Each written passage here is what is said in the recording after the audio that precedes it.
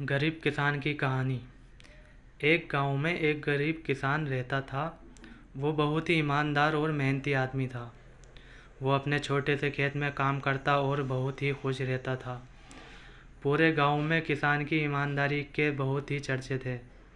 उसका एक दोस्त था जो उस गांव के राजा के यहाँ सिपाही का काम करता था।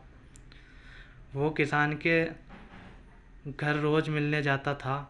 एक बार राजा ने अपने दरबार में एक ऐलान किया कि उसके बगीचे में काम करने वाला एक अच्छा सा कारीगर चाहिए जो उसके बगीचे के पेड़ पौधों और फूलों का ध्यान रख सके।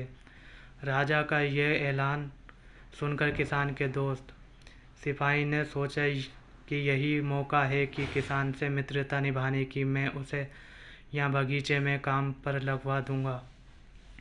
उसका और मेरा साथ भी रहेगा और किसान का भला भी हो जाएगा। ये सोचकर उसने राजा से कहा कि महाराज, मैं आपके लिए एक ऐसे आदमी को लेकर आऊँगा जो ये काम अच्छे से कर लेगा। तभी राजा ने उस सिपाही को आदेश दिया कि जाओ, कल से ही बगीचे में काम करने के लिए कह दो। उसी वक्त वह सिपाही अपने दोस्त किसान के पास पहुंच गया और उसने किसान को बगीचे के काम की सारी बात बता दी और किसान ने भी काम करने के लिए खुशी खुशी हाँ कर दिया। अगले ही दिन अपने दोस्त के साथ राजमहल पहुंच गया। सिपाही उसे राजा के सामने लेकर गया और राजा ने उस किसान को बगीचे की पूरी देखभाल का काम सौंप दिया।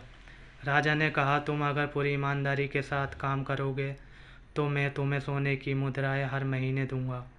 किसान खुशी खुशी बगीचे में काम करने के लिए हाँ कर देता है और वो उस वक्त बगीचे में काम करने लगा। किसान बगीचे में बहुत ही दिल लगाकर काम करता था। कुछ दिन बीत गए। किसान ने बगीचे को सुंदर और हरा भरा बना दिया। राजा को उसका काम बहुत ही पसंद आया। एक दिन किसान बगीचे में कुछ खुदाई कर रहा था तो उसने ज़मीन के नीचे कुछ महसूस किया। तो उसने खुदाई की तो देखा नहीं, नीचे एक बड़ी सी संदूक थी। किसान ने वो संदूक बाहर निकाला और खोला तो क्या देखा, वो सोने और चांदी से भरा हुआ था। ये देखकर किसान बहुत खुश हुआ और अपनी ईमानदारी दिखाते हुए राजा के पास पहुंचा। राजा किसान की ईमानदारी देखकर बहुत खुश हुआ और उसके साथ वहां जा गया जहां किसान ने खजाना निकाला था। राजा ने देखा तो कहा, यह खजाना तो हमारे पुरखों का है। हम कई वर्षों से इसे खोज रहे थे।